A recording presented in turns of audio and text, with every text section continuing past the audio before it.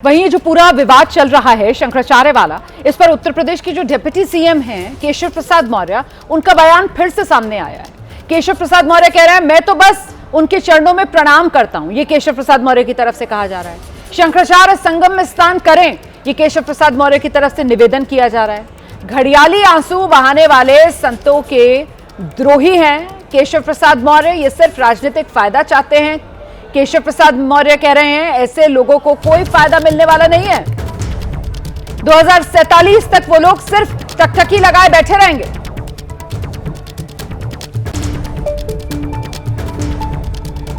मैं तो बस चरणों में प्रणाम करता हूं, प्रार्थना करता हूं, स्नान करें संगम में। और बहुत सारे जो भारतीय संस्कृति को मानने वाले हैं, पूजने वाले हैं, वह इसका इंतजार कर रहे हैं। मैं तो प्रार्थना कर सकता हूं और मैंने प्रार्थना लगातार की। आपको आशीर्वाद दे रहे हैं लेकिन आपकी बात नहीं मान रहे शंकराचार्य जी। नहीं, मैं देखिए वो भगवान शंकराचार्य हैं, मैं तो निवेदन कर सकता हूं, मानना ना मानना उनका अधिकार। जो ये ढोंगी घड़ियाली आंसू जो बहा रहे हैं पूज्य शंकराचार्य जी के मामले में, ये सब संतों के द्रोही हैं, हिंदुओं के द्रोही हैं, राम भक्तों के द्रोही हैं, भारतीय संस्कृति के द्रोही हैं।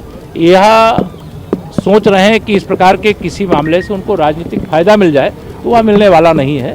वह जरूर टकटकी लगाए बैठे रहेंगे, लेकिन 2047 तक टकटकी ही लगाए रह जाएंगे। अब केशव प्रसाद मौर्य को आपने सुना। केशव प्रसाद मौर्य उत्तर प्रदेश के डिप्टी सीएम हैं। केशव प्रसाद मौर्य कह रहे हैं कि वो भगवान शंकराचार्य के चरणों में प्रणाम करते हैं, लेकिन सवाल यह है कि केशव प्रसाद मौर्य जिस राज्य में डिप्टी सीएम हैं, उसी राज्य के प्रशासन ने यह सवाल तो शंकराचार्य से पूछा है कि आप शंकराचार्य हैं या नहीं है, इसका जवाब दीजिए। अब शंकराचार्य असली या नकली, ये जो सवाल था, ये उत्तर प्रदेश के प्रशासन ने तो शंकराचार्य के सामने रखा ना। आज उन्हीं शंकराचार्य के सामने चरणों में प्रणाम करने की, भगवान शंकराचार्य के चरणों में प्रणाम करने की बात केशव प्रसाद मौर्य कर रहे हैं। तो केशव प्रसाद मौर्य जिस प्रदेश से आते हैं, अपने प्रदेश के उन अधिकारियों को केशव प्रसाद मौर्य की तरफ से क्या नसीहत दी जाएगी?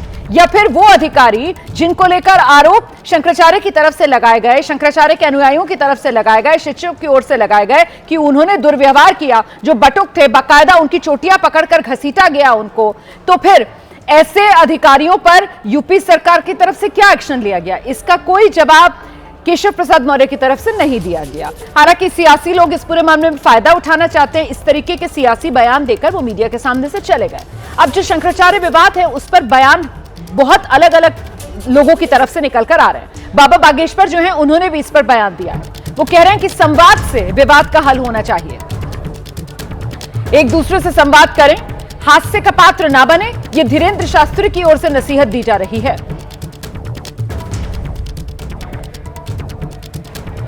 भगवान हमें इस विषय पर पूर्ण रूप से किसी भी प्रकार से जानकारी नहीं। अभी हम माघ मेला प्रयागराज में नहीं जा पाए हैं। हम यही कहेंगे कि संवाद से इसका हल निकाला जाना चाहिए और दोनों पक्ष बैठ कर के संवाद करें, ताकि सनातन का हास्य परिहास ना हो और हंसी ना हो, मजाक ना हो, ये प्रयत्न किया।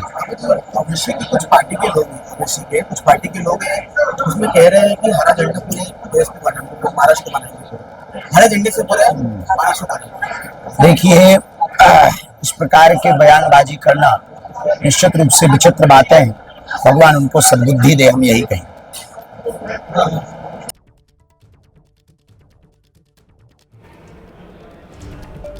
तो धीरेन्द्र शास्त्री को आप सुन रहे थे, जिनकी तरफ से कहा जा रहा है कि सनातन का हास्य परिहास ना बने, इसलिए संवाद से विवाद सुलझाना चाहिए। इस बीच एक और बड़ी खबर आपको बता देते हैं, संवाद से विवाद का हल होना चाहिए, ये तो धीरेन्द्र शास्त्री कह रहे हैं।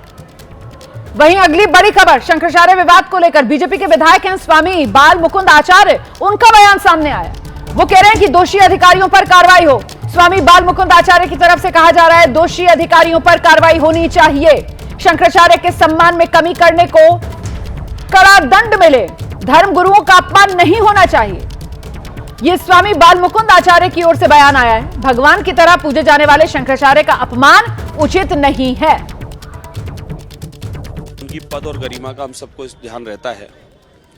इसमें इस विषय पे जो कुछ समझ में आया, मुझे कुछ इसमें राजनीतिकरण देखिए होता नजर आ रहा है। धर्म में राजनीति नहीं होनी चाहिए, राजनीति में धर्म होना चाहिए।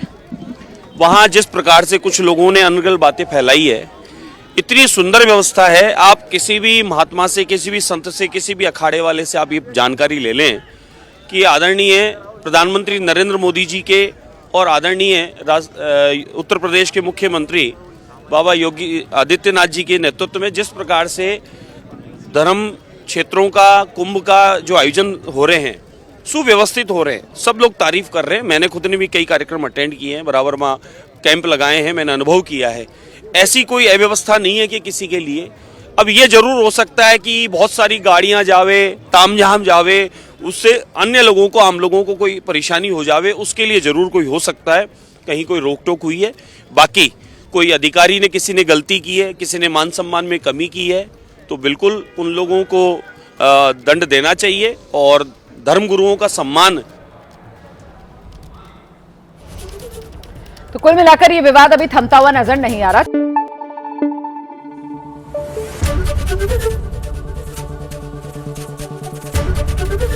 एबीपी न्यूज आपको रखे आगे।